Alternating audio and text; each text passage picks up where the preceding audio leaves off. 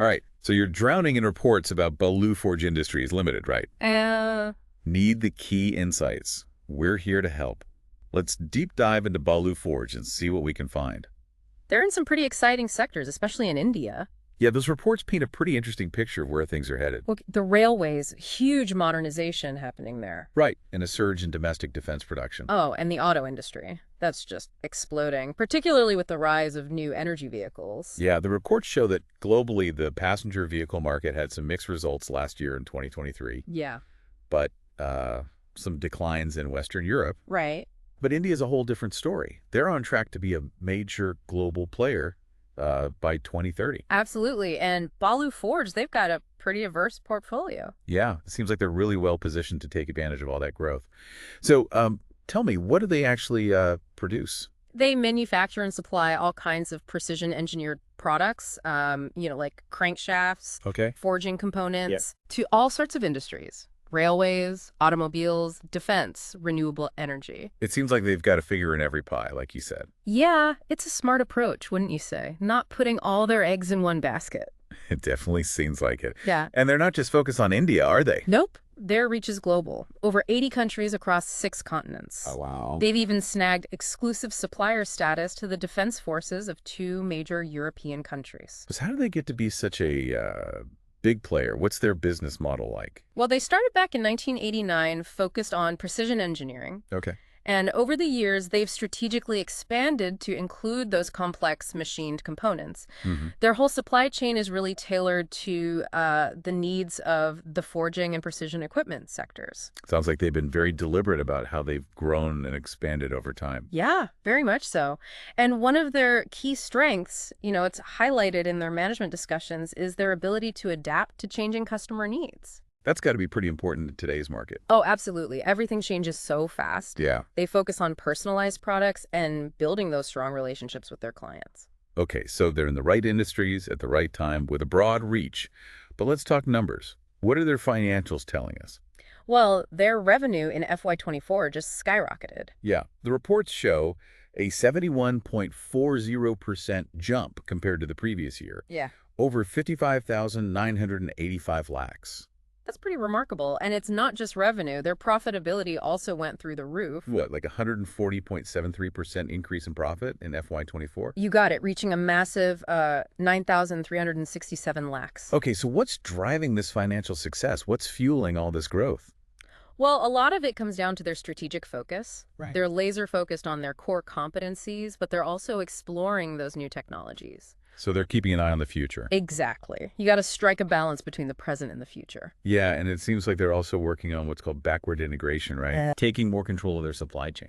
Yeah, essentially, they're trying to manage those costs and improve efficiency, and they're always trying to gain a bigger slice of the market, both domestically and internationally. All right, so it sounds like they've got a pretty solid multi-pronged strategy for growth. They do. And they're not afraid to make bold moves, like that acquisition of forging lines from Mercedes-Benz. Yeah, I was going to say, that seems like a pretty significant investment. Oh, it is. It shows they're really serious about staying at the forefront of their industry. So it sounds like Balu Forge is a company on the move. But, every business faces risks, right? What are some of the potential challenges they might encounter moving forward? Well, one concern that the reports highlight is the potential impact of economic fluctuations. Oh, yeah, especially in the international crude oil market. Yeah, exactly. Because Balu Forge relies heavily on metal forging, and fluctuations in those oil prices could directly affect their raw material costs. And even though their global reach is a strength, it also exposes them to financial risks. Right, like those currency fluctuations. Yeah. Yeah, that volatility is always a factor when you're operating internationally. And then there's always competition to worry about. Oh, for sure. They've got competition from both established players and new entrants. It's a constant reminder that they need to keep innovating and stay ahead of the game. So it's always a balancing act. It is. Balancing growth with managing risks in a complex business environment. Absolutely. And we can't forget about those operational risks, too. Yeah. Like labor unrest or unforeseen disruptions to their manufacturing facilities. Right. These things can impact their production and profitability. Yeah, and cybersecurity threats, that's a big one these days, too. Oh, huge. Yeah. Data breaches, system failures, ransomware attacks, those can really cripple a company. And with the growing focus on sustainability, those environmental risks and compliance costs are factors that they can't ignore either. So, a lot to consider, but it sounds like they're taking steps to manage all these risks, right? Yeah, they seem to be pretty proactive about it. The reports highlight their risk management frameworks and their commitment to quality and compliance. That's good to hear. All right, let's dive a little deeper into their financial performance now. Okay. Let's start with their profit and loss statement. Yeah. That'll give us a clearer picture of their revenue streams, costs, and profitability. Sounds good. Let's do it. So we talked about their impressive revenue growth in FY24 euro, 55,985.58 lakhs. But where is all that revenue coming from? Well, it's split between domestic and international markets. Okay. Domestically, they brought in euro 17,177.73 lakhs. And internationally, a massive euro 41,807.85 lakhs. Wow, so the majority of their revenue is coming from international sales. It is. Really highlighting their global reach and their strategy of diversification. Exactly. All right, so revenue is only one side of the coin. What about their costs? Well, their cost of materials consumed was 36,163.32 lakhs in FY24. It's a big jump from the year before, but, that aligns with their huge revenue growth. Yeah, of course, if you're selling more, you're going to have more material costs. Right. What about their other operating expenses, like salaries and administrative costs? Those have also gone up, but again, it's important to look at it in the context of their overall growth. For example, employee benefit expenses rose to 4,590 lakhs. They're expanding their workforce. Yeah, so expenses are up, but it seems manageable considering that phenomenal revenue growth. What's the bottom line here? Well, despite those rising costs, their profit before tax, that's PBT, and their EBITDA, they've seen exceptional growth. We're talking exceeding 100%. Exceeding 100%. Yep. That's incredible. And their net profit. Hold on tight, because their net profit for FY24 was a record-breaking euro 9,367.34 lakhs. That's a 140.73% increase from the year before. Wow. Rapid growth, managed costs, skyrocketing profitability. They're doing something right. They are. And we haven't even looked at their balance sheet and cash flow statement yet. There's a lot more to uncover. I can't wait to dig in. This deep dive is getting more interesting by the minute. All right, let's move on to their balance sheet now.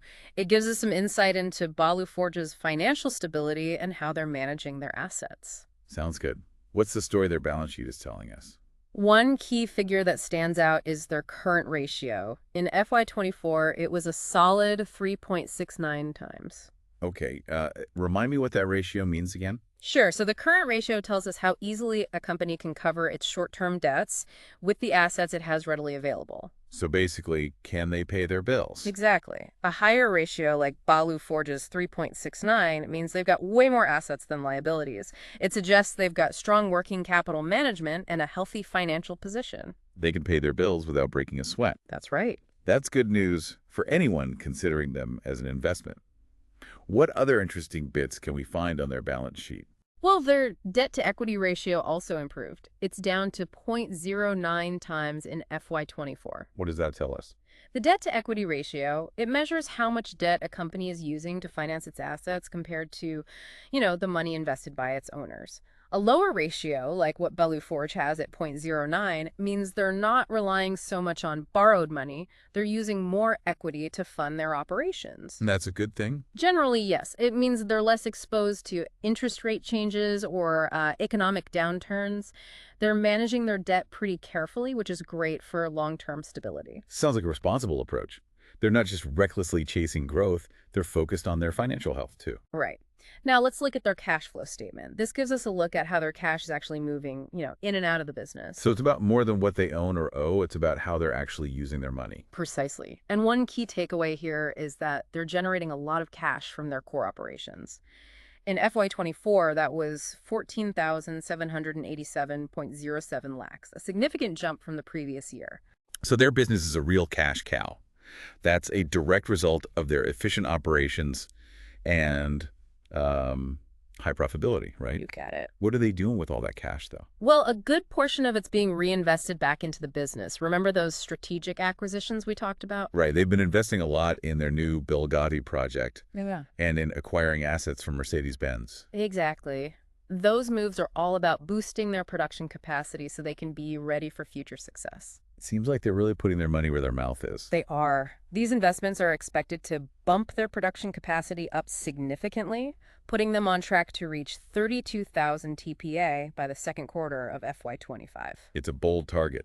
Shows they're pretty confident about their ability to grow and meet future demand. For sure. Okay, so let's shift gears a little now. Let's talk about the people behind these numbers, the promoters and management team.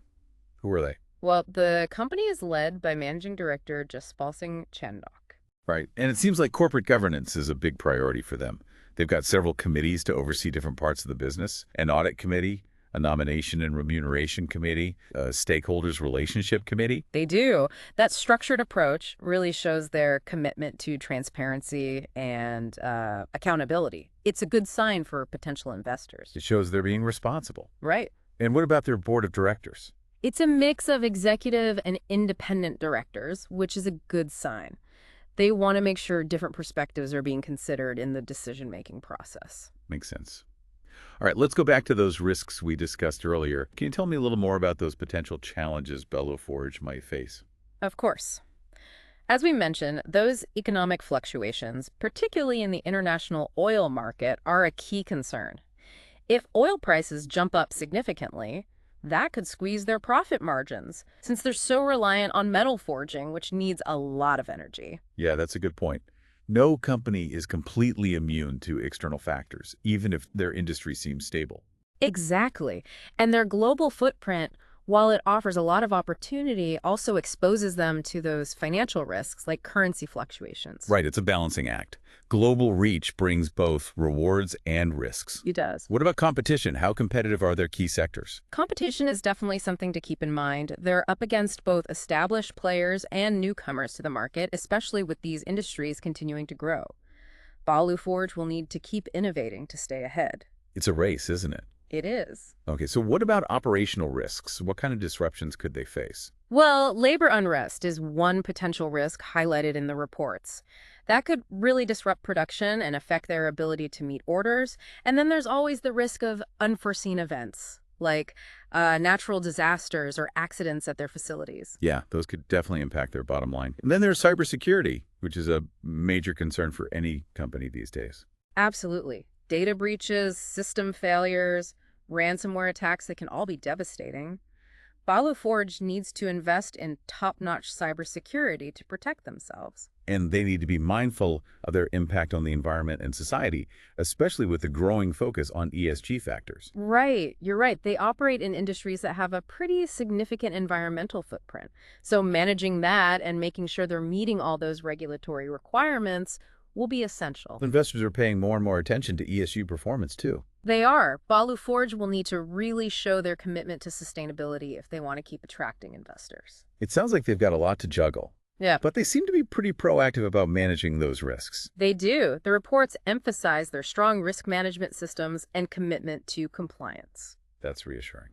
Okay, so let's move on to how they're using the funds they've raised and how that connects to their overall valuation. Sounds good. So tell me, how are they investing for the future and what does that mean for their worth? Well, a large portion of their capital expenditures has gone towards expanding that production capacity, like those investments in the Belagavi project and the assets they acquired from Mercedes-Benz. Right. Those are some significant investments. What's the reasoning behind those moves and how will they affect the company's valuation? It's all about positioning themselves for future growth. By expanding their capacity and capabilities, they're showing that they're confident about the market and their ability to meet demand. That can have a positive impact on their valuation. Investors are usually willing to pay more for a company that has a clear path to growth. Makes sense. Investors want to see that potential for long-term value. Strategic investments like these are a pretty good indicator of that. Exactly. Now, let's look at their shareholding pattern to see how ownership of the company is distributed. Okay, what's their ownership structure like? The reports break down the percentage of shares held by different investor groups, promoters, public, and other categories. It also shows us any recent shifts in ownership, which can be pretty insightful. So we can see how things have changed over time and who has a stake in the company. Why is that important for our listener, though? Well, the shareholding pattern can give us some clues about the level of confidence different investor groups have in the company. For example, if we see a big increase in promoter holding, that could mean they believe in the company's future and are willing to put their own money behind it. Interesting. It's like getting a peek into the minds of those closest to the company. Right. Okay, before we move on, let's talk about any related party transactions that have happened. Sure. For those who might not know, can you explain what those are and why they're important? Related party transactions are basically any business deals between a company and individuals or entities that have a close relationship with the company. Think promoters, directors, key management, or even their family members. So it's all about being transparent and fair in those dealings to avoid conflicts of interest. Right? Exactly. The reports usually disclose any big related party transactions that have happened, giving investors more visibility. It's a way for investors to watch out for any red flags. That's right. Now, as you were going through the reports, did anything about these transactions stand out to you? Well, one thing that caught my eye was that loan to Safa Automotive FZ LLC, one of their subsidiaries. It's a pretty big amount, 880.63 lakhs. Yeah, that's definitely worth taking note of. We need to know why they gave that loan. Was it for expansion, working capital, or something else entirely? The report should have the details to help us understand how this fits into Balu Forge's strategy. Right, context is key. It is. And the reports also mentioned equity investments in a couple other subsidiaries, Naya Energy Works and Balu Advanced Technologies and Systems. I'm curious to learn more about those and how they fit into the bigger picture. It's like solving a puzzle. These related party transactions can really help us understand the company's plans and how they're using their resources. They might be using these subsidiaries to break into new markets, diversify their products, or even develop new technologies. Right. It's not just about the numbers, but the story behind them. Exactly. And that's what these deep dives are all about. We're digging deeper to understand the insights that matter most. We've covered a lot today. We've looked at Balu Forge's position in those growing industries, their business model, their impressive financials, and the people leading them. We've also explored the risks they face, their investments, their shareholding, and those interesting related party transactions. It's been a pretty thorough look, but what does it all mean for our listener? What are the key takeaways they should remember? The bottom line is this. Balu Forge Industries Ltd. is a company that's moving forward. They've got a strong track record, a clear vision, and a leadership team that's focused on growth and good governance. Their financials are solid, they're making investments for the future, and they're actively managing the risks that come with doing business in today's world. And they've shown they're adaptable. They're good at expanding their capabilities strategically. They're focused on innovation and new technologies, especially in the defense and new energy vehicle sectors, puts them in a good position to keep succeeding as the global economy changes. Absolutely. But as with any investment, it's crucial for our listener to do their own research before making any decisions. Yes, it's important to consider your own goals and risk tolerance. Talking to a financial advisor can be a good idea too. We've given you a good foundation of knowledge about Balu Forge Industries Ltd. Now it's your turn to use that knowledge and keep exploring based on your own interests and investment objectives. And remember, the business world is always changing. Stay curious, stay informed, and never stop learning. That's how you make smart decisions. On that note, happy investing. You know, you're right to point out that loan to Safa Automotive, it's a hefty sum. Our listeners really need to understand the reasoning behind it. Was it growth? Working capital, something else maybe? The report should give us more details and help us see if it fits into their overall financial plan. Right. Transparency is so important, especially with these kinds of deals. And speaking of subsidiaries, I'm also curious about those equity investments in Naya Energy Works and Balu Advanced Technologies. It almost feels like they're placing strategic bets on the future, wouldn't you say? Oh, absolutely. These subsidiaries could be essential for Balu Forge to tap into new growth opportunities. Think about it. New markets, expanding their product range, maybe even developing some cutting-edge tech. It's like assembling a puzzle, and these related party transactions provide a glimpse into the bigger picture. It's fascinating to see how everything connects, Yeah. It's not just about the numbers themselves, but the story they tell about Balu Forge's goals and where they're headed. And that's what makes these deep dives so insightful. We're not just skimming the surface here. We're digging deep, making connections and finding those hidden insights that can help our listeners make informed decisions. Absolutely. So let's recap. We've covered a lot of ground today. Their position in those growing industries, their unique business model, those stellar financials, the key players driving their success. We even explored the risks they face, how they're using their funds, their ownership structure, and those interesting related party transactions. We've been through it all, haven't we? But what does it all mean for our listener? What should they take away from all this? The bottom line is, Balu Forge Industries Ltd. is a company on the rise. They've got a solid history, a clear vision for the future, and a leadership team committed to growth and responsible practices. Their financials are strong, they're investing in future expansion, and they're actively managing the risks that are just part of doing business in today's world. And they've shown they can adapt, that they can expand their capabilities strategically. That focus on innovation, on new technologies, especially in defense and new energy vehicles, that puts them in a great position to continue to succeed as the global economy evolves. Exactly. But every investment has risks, and our listeners need to do their own research before making any decisions. Absolutely. Consider your own goals, your risk tolerance, and don't hesitate to talk to a financial advisor. We've given you a solid understanding of Balu Forge Industries Ltd.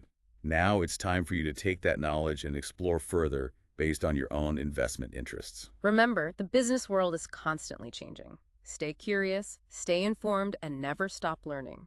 That's how you make smart investment decisions. And on that note, happy investing.